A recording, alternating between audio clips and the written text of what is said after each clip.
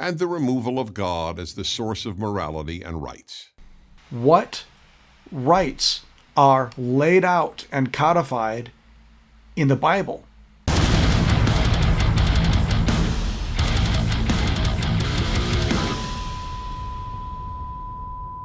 I am really not a Republican or a Democrat.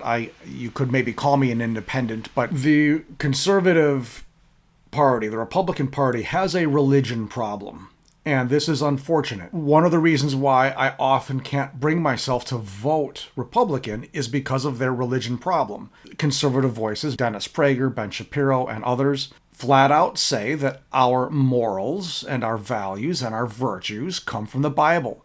This is a huge, huge problem, first of all, because it's just simply not true. But second of all, because if we believe that values and morals come from the Bible, then all kinds of bad things happen, like taking away women's rights, gay rights, LGBTQ rights, etc.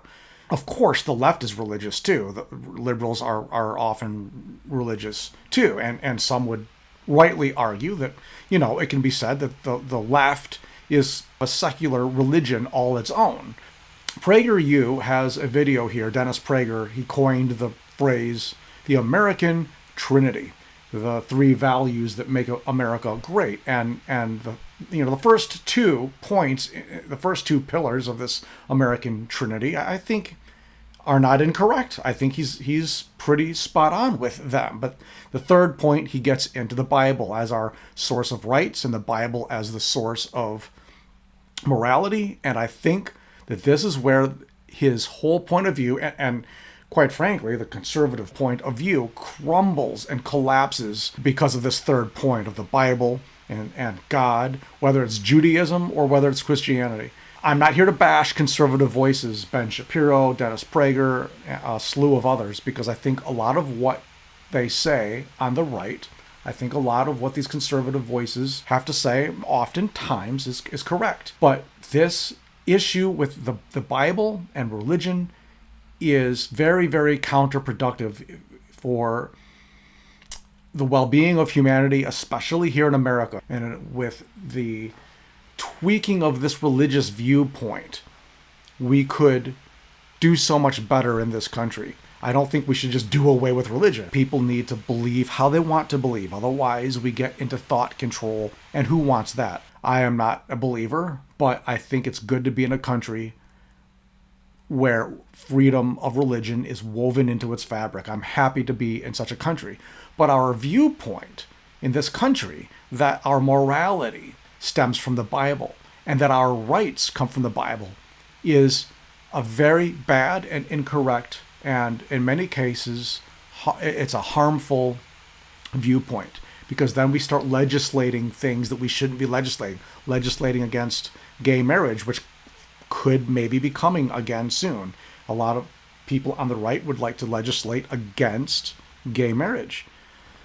Women's rights, abortion rights, that'll be another video. Let's get into this PragerU video about the 3 pillars of what makes America a great nation. The first 2 I think are really, really good. This third one is poison. Race and ethnicity have defined every nation on earth, except one, the United States of America. It is defined by values. So to understand America, you have to understand American values. They are 1, e pluribus unum, 2, liberty, 3, in God we trust. I call this the American Trinity. The first, e pluribus unum, is Latin, meaning out of many, one. When first adopted as an American motto, shortly after the American founding in 1776, it referred to the 13 American colonies becoming one nation. Over time, however, most Americans understood the motto to mean one people from many backgrounds. By the way, I think that this e pluribus unum motto should probably be America's motto now. It's far, far better than In God We Trust for several reasons.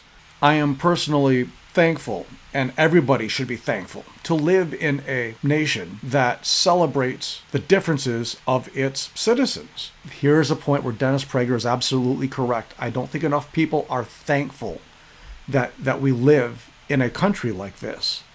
Of course, America has not always lived up to this e pluribus unum ideal, but the ideal was always there, and it was applied to virtually every immigrant to America. The second component of the American Trinity is liberty. Now you might ask, didn't the French Revolution also enshrine liberty as a central national value? Wasn't its motto liberty, equality, fraternity? The answer is yes. America is hardly the only country to enshrine liberty. It is the only country to enshrine liberty, e pluribus unum, and in God we trust. What's the difference? The difference is this. The moment you affirm equality, as the French Revolution did, you will lose liberty. It is a basic American value that all human beings are born equal and all must be equal before the law. But ending up equal, that's a French and European value. And if you want people to end up equal... This notion, by the way, of human beings being equal, this certainly is not found in the Bible, at least not in the Old Testament. Dennis Prager is Jewish, and he follows the Old Testament. One of the main points of the Old Testament is that human beings are not equal, that the chosen people, God's chosen people, Israel, were a special people, and everybody else, the Canaanites, the Jebusites, the Amalekites, etc., all the other nations could just basically be slaughtered because God wanted to establish his chosen people. You had to be born an Israelite in order to be God's chosen people. I mean, there were some exceptions to that. You could join the Israelites and live as an Israelite and adopt their culture and be circumcised and follow their rules. There were some exceptions to that, but as a general rule, you had to be born a Jew in order to be one of God's chosen people. So this seems like Dennis Prager should be experiencing a little bit of cognitive dissonance here with his viewpoint that we're all equal on one hand, but on the other hand, being so devoted to the Old Testament. You must deprive them of liberty, which is exactly what happened right after the French Revolution and in every other society that made equality its national goal. America gives people the liberty to end up wherever their abilities, work ethic, and luck take them, meaning unequal. Therefore, professional athletes will make more money than teachers or doctors. That may be unfortunate, but that is what liberty allows. If you want equality, you will tell people how much they can earn, and that means the end of liberty. And third, in God we trust. This is where we get into the most serious trouble. And third, in God we trust. Unlike almost every other country, America never had a state religion. But it was founded on the principle that God, specifically the God of the Bible, is the source of moral values. First of all, I certainly don't think that this country was founded on the viewpoint that God is the source of moral values. I certainly don't see that. But again, Dennis Prager is Jewish, and he is devoted to the Old Testament. He's very, very serious about his faith. I've seen a lot of his videos where he talks about his faith in God and his love for the Bible, specifically the Old Testament. He's not a fan of believing in the atonement, that one man, Jesus, can wipe away the sins or the misgivings of the human race. He's not a fan of that, but he is a fan of the Old Testament. And this is baffling to me that he would say that the God of the Bible is the source of moral values, or it's baffling to me that he would suggest that this country was founded on the view that the God of the Bible is the source of moral values, because Dennis Prager has to, I'm sure he knows some of the horrid things that are included in the Old Testament. He knows that slavery, chattel slavery, is in the Old Testament. I've done videos on this. He knows the passages about genocide where God has commanded the children of Israel to commit genocides. He knows its view, the Bible's view of gay people. There's even at least one verse where God has commanded the children of Israel to kill gay people. But I know that he knows this. He has studied the Bible. He's very familiar with the Old Testament. He knows this.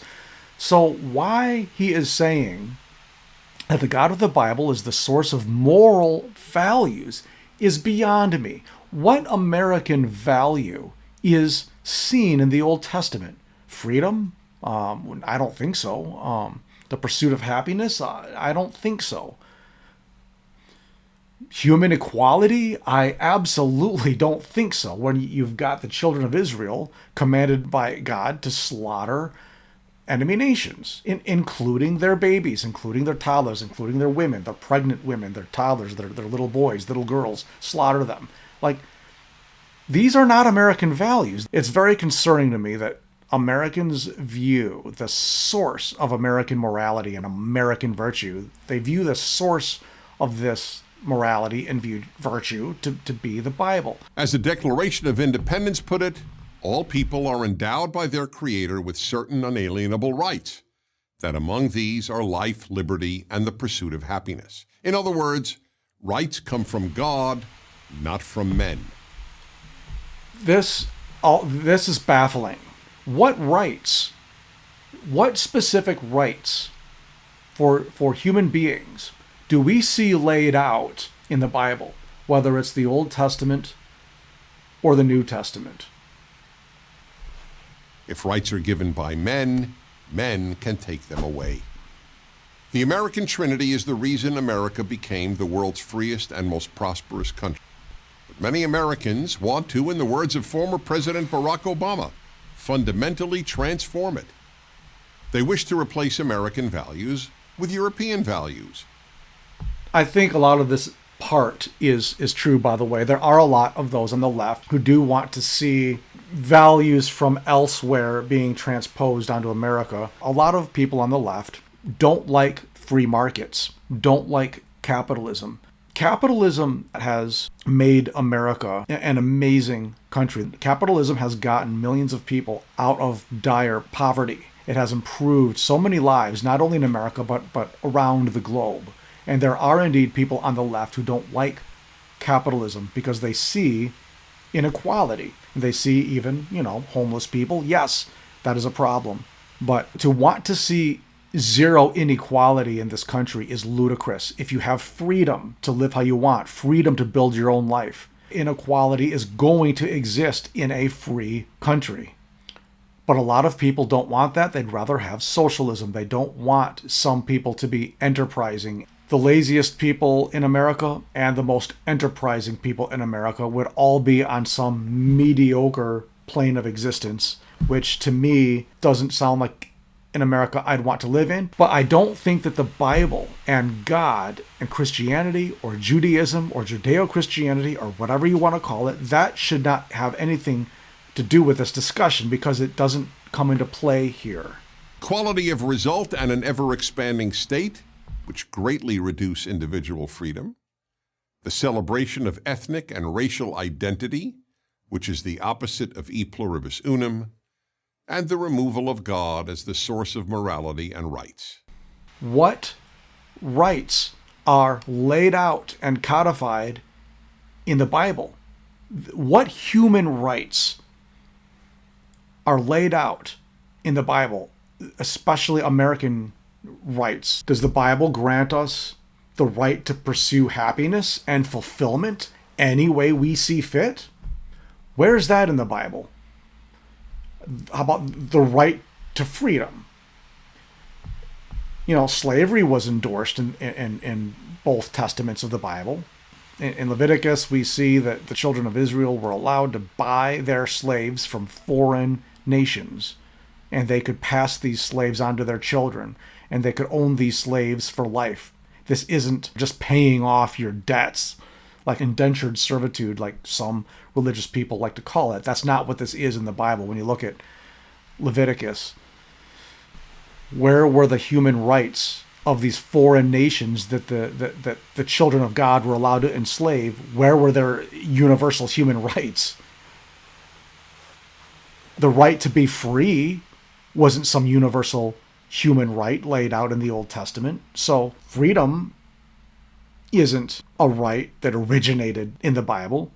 And by the way, even the New Testament talks about slavery. It might have been a little bit different from the type of slavery that was in the Old Testament, but you don't see freedom as a right laid out in the New Testament either.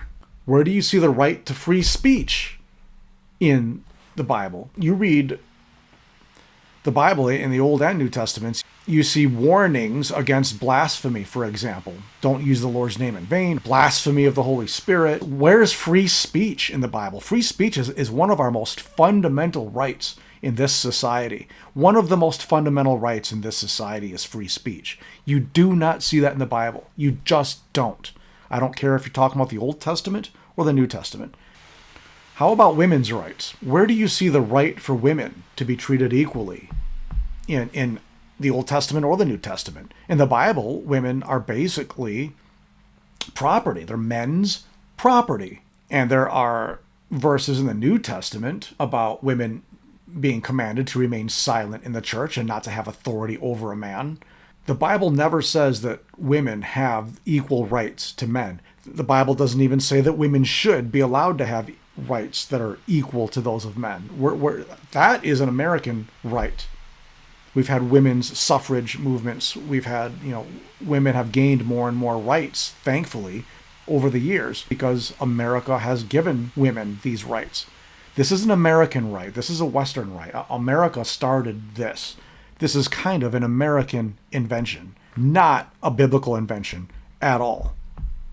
How about the right to bear arms? Is that somewhere in the Old Testament or the New Testament? How about the right to be tried fairly in a court of law, a speedy and public trial by an impartial jury? How about the right not to be subjected to cruel and unusual punishment?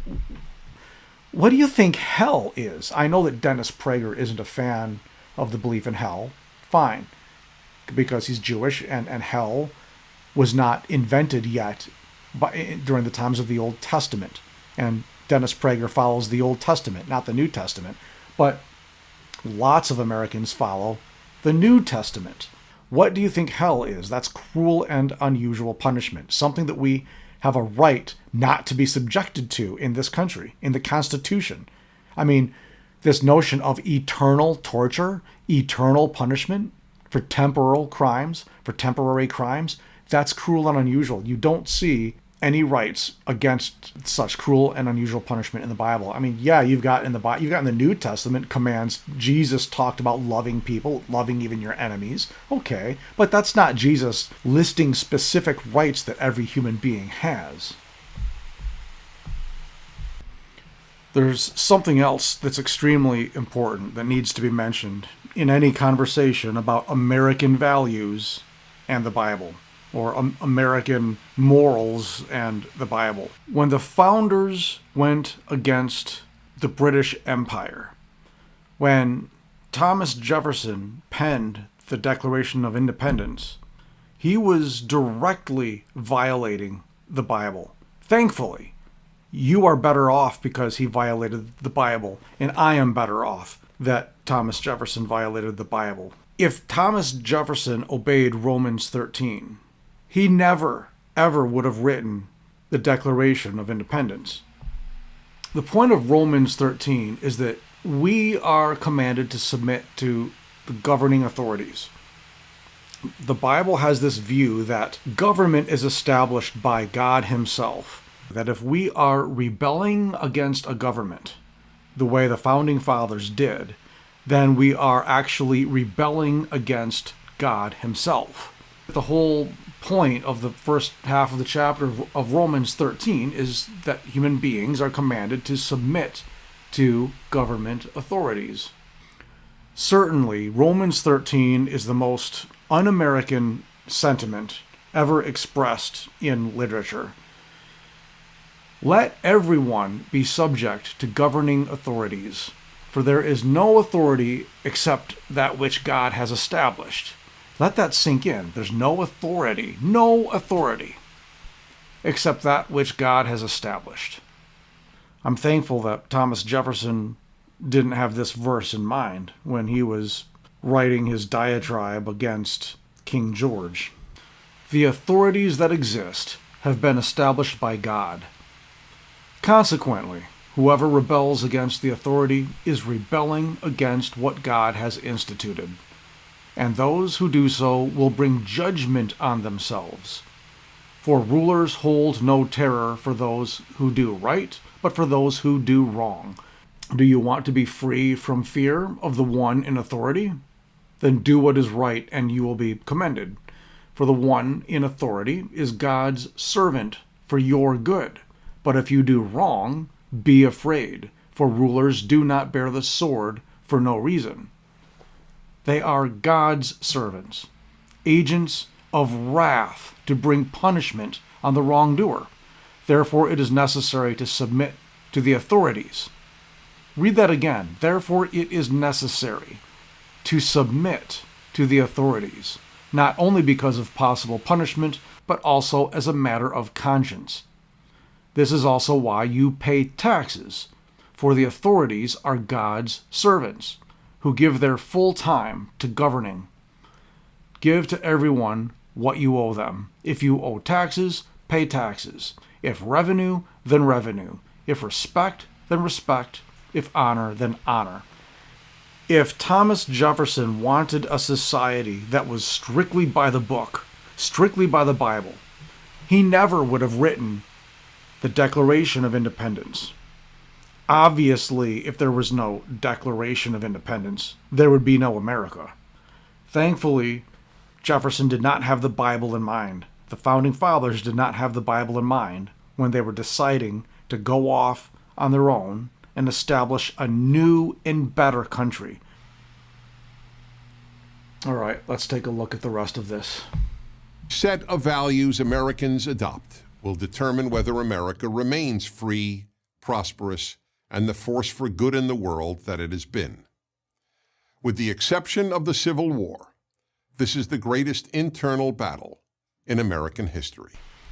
I'm Dennis Prager. America has been a source for good. He's right about that. Since its founding, America has indeed had its problems. Slavery is one of them. I don't need to recount the problems that America has had in its past, but we have fixed so many of those problems now. We're getting better and better and better. The concept that each individual person is valuable and has rights is an Enlightenment concept. Before the Enlightenment, there was always some collective that was the be-all, end-all. Some collective that individuals had to kind of sacrifice for the good of this collective. Whether it's socialism, whether it's some country or some kingdom, we have to sacrifice for our king, sacrifice for our country, sacrifice for our ethnicity. Or worse, we have to make sacrifices for the kingdom of heaven, some kind of a kingdom of heaven. Sacrifice your own happiness, sacrifice your own well-being for the good of God and the good of what God wants you to do. This is how human beings have thought. This is how countries have been run. This is how nations and how states and how kingdoms have operated before America got here. And before the Enlightenment got here. The Enlightenment came around and said, wait a minute, who says that the collective should be better? Who says that some country or some kingdom of heaven or some king should take precedence over individuals? It's individuals who matter. That's why America has been granting people more and more rights. There's been rights movements all over the place over the past 100 years or more because of this Enlightenment concept that individuals are the ends, not some means to an end. Individuals aren't some means to some collective out there. We are the end, not the means. Individual well-being is the end, is what matters more than anything. That's what has made America, one of the things that has made America so amazing. We are a force for good. Dennis is right about that.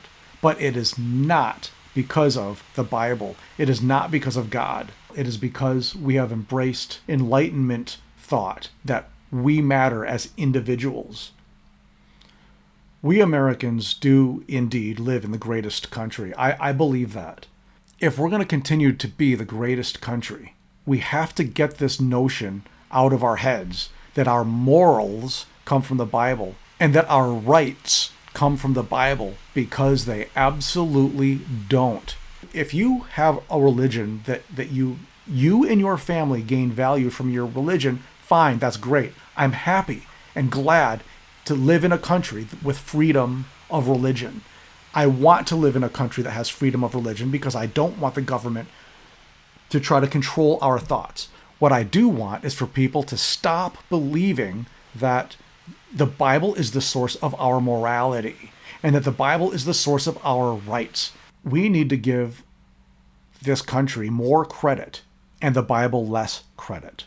Our rights and our freedoms and our morality, the American morality, American virtue, American form of government, all the good things about America came from America. They came from our founding fathers. They came from the greatest document ever written by mankind, the Constitution of the United States. You can't find a better document than that. That is what grants us this amazing way of life, this amazing form of rule, this amazing form of government, this democratic republic. It came from our founders. It came from America. Our way of life did not come from the Bible. It's great if you want to believe in the Bible, if you want to be a Christian, if you want to be a Jew, you are a Jew and you want to hold to the Old Testament, great, do it. But we have to stop claiming that our rights come from God and our morality comes from the Bible. There's no greater spirit than the American spirit. There's no greater spirit than the human spirit. I want to implore the right to please stop giving credit where it is not due. America and the American people and American citizens and the human spirit gets all of the credit for our amazing way of life, the rights that we give people, and our technology, and our enterprising spirit, and our creativity, and our resilience. This is the human spirit. This is the American spirit. You don't find anything that looks like the American spirit in any holy book. The American spirit is unique to America. You will not find it in the Bible.